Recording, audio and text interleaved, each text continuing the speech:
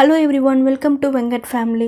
The pepper chicken gravy rice, idli, dosa, chapati, பரோட்டான்னு எல்லாத்துக்குமே perfect மேட்சாக இருக்கும். எப்படி செய்கிறதுன்னு பார்க்குறதுக்கு முன்னாடி நம்ம சேனலை சப்ஸ்கிரைப் பண்ணிவிட்டு பக்கத்தில் இருக்க பெல் ஐக்கானை கிளிக் பண்ணிக்கோங்க.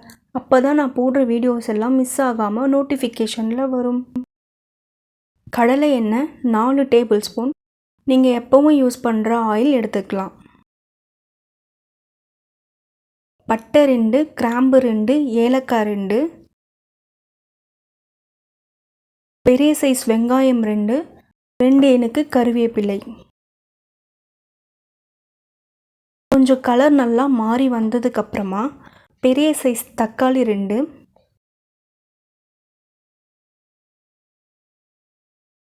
சீக்கிரமாக வதங்கிறதுக்காக 1 ஸ்பூன் உப்பு எடுத்திருக்கேன். நீங்கள் உங்கள் டேஸ்ட்டுக்கு ஏற்ற மாதிரி சேர்த்துக்கோங்க. வதங்கினதுக்கப்புறம் வாஷ் பண்ணி வச்சுருந்த 3/4 கிலோ சிக்கனை சேர்த்து நல்லா மிக்ஸ் பண்ணி விட்டுக்கலாம்.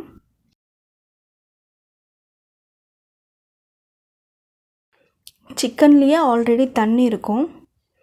அந்த தண்ணியெல்லாம் நல்லா பிரிஞ்சு வந்ததுக்கப்புறம் 1 ஸ்பூன் மஞ்சள் தூள், 1 ஸ்பூன் தனியாத்தூள், 1 ஸ்பூன் மிளகாய்த்தூள் இது எல்லாத்தையும் சேர்த்துட்டு வாட்டர் 1 டம்ளர் அளவுக்கு மட்டும் நான் சேர்த்துக்கிறேன். எனக்கு கிரேவி மாதிரி வேணுன்றதுக்காக நான் 1 டம்ளர் மட்டும் சேர்த்துக்கிட்டேன். 2 டேபிள் ஸ்பூன் தயிர். தயிர் சேர்க்குறதால கிரேவி டேஸ்ட்டாகவும் இருக்கும், திக்காகவும் இருக்கும். தண்ணி சீக்கிரமாக வத்துறதுக்காக நான் மூடி வச்சிடுறேன்.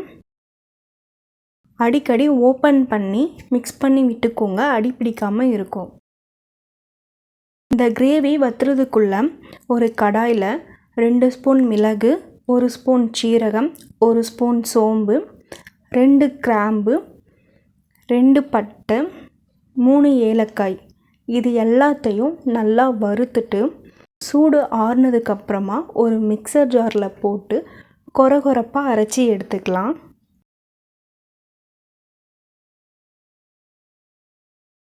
அரைச்சி வச்சுருந்த பொடியை கிரேவி கூட சேர்த்து நல்லா மிக்ஸ் பண்ணி விட்டுக்கலாம். கொஞ்ச நேரம் கழித்து இந்த மாதிரி ஆயில் எல்லாம் பிரிஞ்சு வரும்.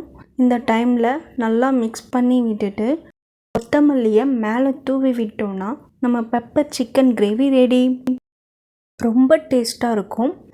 யாருக்கெல்லாம் தோசை கூட பெப்பர் சிக்கன் கிரேவி வச்சு சாப்பிட்டா ரொம்ப பிடிக்கும்னு கமெண்ட்ஸில் சொல்லுங்கள். ஓகே ஃப்ரெண்ட்ஸ், நம்ம நெக்ஸ்ட் வீடியோவில் பார்க்கலாம். பாய்.